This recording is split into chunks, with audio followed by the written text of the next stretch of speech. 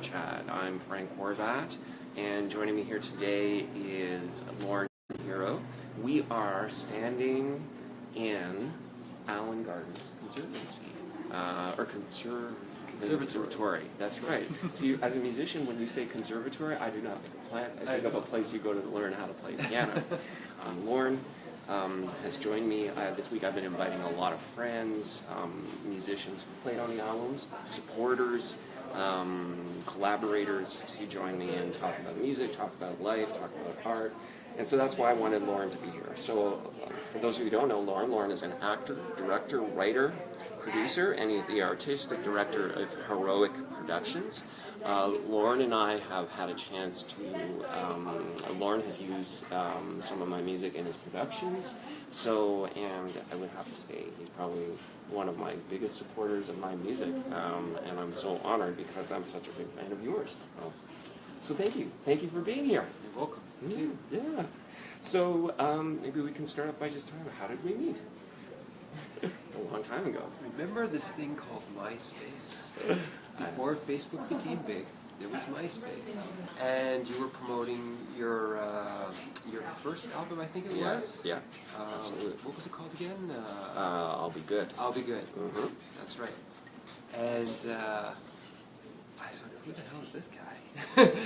And I was new to Facebook or MySpace myself. You're not the only one who asked that question. Who the hell is this guy? So I saw this first thing there. It said Starsky and Hutch. Right. The first title that I saw. What? I put it on, and I hear this piece of piano music I've never thought I'd ever hear. Because I'm not a big fan of solo piano music. Right. But I heard this, and I was just blown away, thinking, my God, this guy is so dynamic with his music, so expressive, so innovative, and I was just blown away. And I thought, someday I'm going to be using this guy's music in production of mine. Which actually happened when I did Being at Home with Claude, and I took another piece from that same album. It was called Smokers, and it was a great choice because there was a lot of smoking in that show. I know. Fake pretend smoking, of course. I just released the 4 albums this week. You've had a chance to listen? Yeah.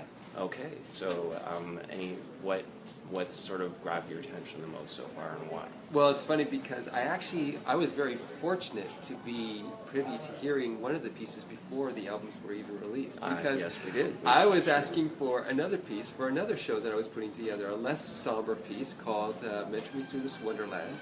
And I was looking for a magical piece, and Lisa brought me a few of your pieces to my attention. Right.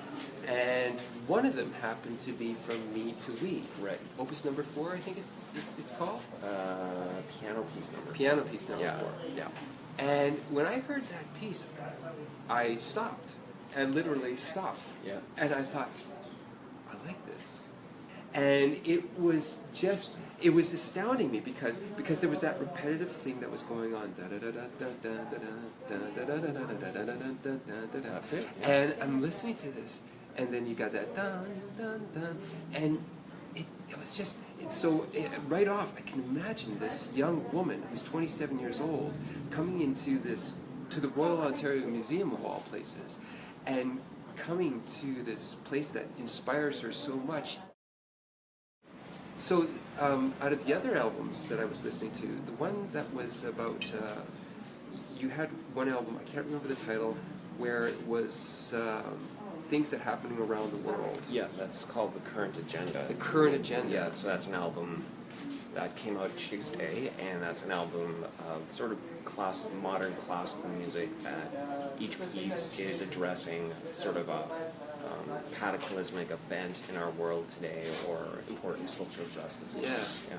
And it was interesting because I listened to it the first time, and I was really curious because I wasn't exactly sure what the pieces were talking about. But then I noticed that you actually had notes that accompanied the CD, and then all of the news stories, because I knew all the stories that were being discussed. They're not very random or anything. And it suddenly all made sense. And the piece that struck me the most was lac-megantic. Oh, fascinating. Because again, I felt that story, and it was you didn't need any kind of voiceover of news Right. articles or anything. You got that sense of the train right from the top of the Right. piece coming in, and you know, it's almost like foreshadowing.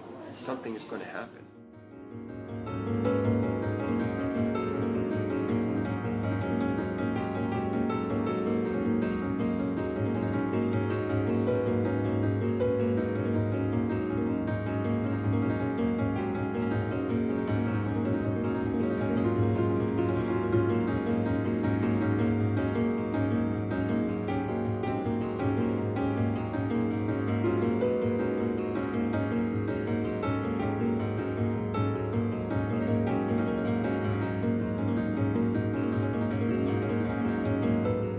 Yeah, I'm really happy you mentioned that piece because I haven't been talking a lot about that piece this week. But first of all, I didn't perform that piece. That's not me on the recording. Right.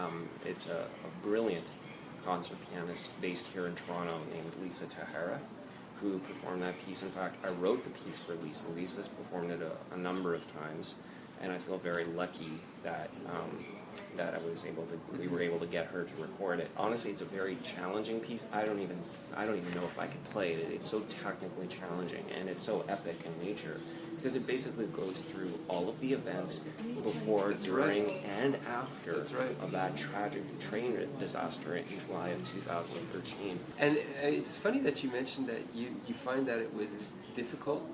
You found that it might be difficult for you to perform? Absolutely. When I wrote it, that's an interesting thing. Often when I write, I will write differently if I'm intending to play it versus if I'm writing for somebody else, because I'll look at their strengths as a player or as a musician and I'll try to feed off that so they sound good. Right. But if the intent is for me to play, I know what I can do and what I can't do. Oh, wow, that's very interesting. Because I remember you mentioning also that From Me to We, that's not you performing on that album. You're right. The first two albums that came out earlier this week, Me to We and The Courage Agenda, I don't play at all in a huge team of musicians. So thank you to all of you guys that did that. That was awesome. Yeah, it was.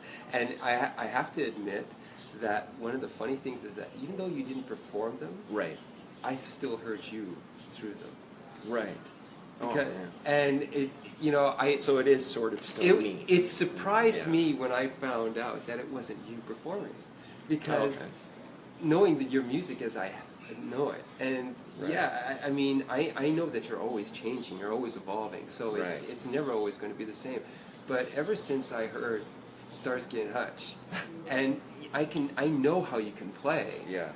It was just one of those things where, okay, it may not be you playing, but I mean, what's of you is in that. I think for me, especially now, because I'm evolving just as you are and just as anyone else is, I'm starting to learn more about life. I'm starting to learn more about purpose and all these other aspects. And I'm starting to want to play with, being able to, our life can have such purpose. Our life, I believe, comes from us as opposed to from outside circumstances and conditions. And it's one of these things that I've been learning more and more about, how we generate our own life. The way we live, the way we see, or not see, but the way we live, and how things happen in our lives comes from us. Art has been, for me, a way to actually help demonstrate and to help learn more about that. People have the choice to either evolve or just stay in bed. And when I see characters in story going through their changes in their life, I start to become more and more aware of what is it that they're thinking and what is it that's pushing them forward and making them make the choices that they make. Talk about something you're working on these days that you're feeling very passionate about. Well, right now, I mentioned Mentor Me Through This Wonderland. It's a story that my late wife wrote back in 2011, and she wasn't able to finish the last chapter, and so it's been something that I've been really wanting to make sure it gets out in the world. It's funny, she wrote this book because she was going to start a mentorship company. And whenever she would mentor somebody, she would always refer back to her stories over at the ROM. Right. And so she wrote this out as a supplement for her company. And the thing is, when she wrote it out, it was like reading a miniseries. That's amazing. And so I thought, this has got to be, it's got to be finished, and it's got to be made into a stage play and eventually into a miniseries. Lorne Hiro, actor, writer, producer, director.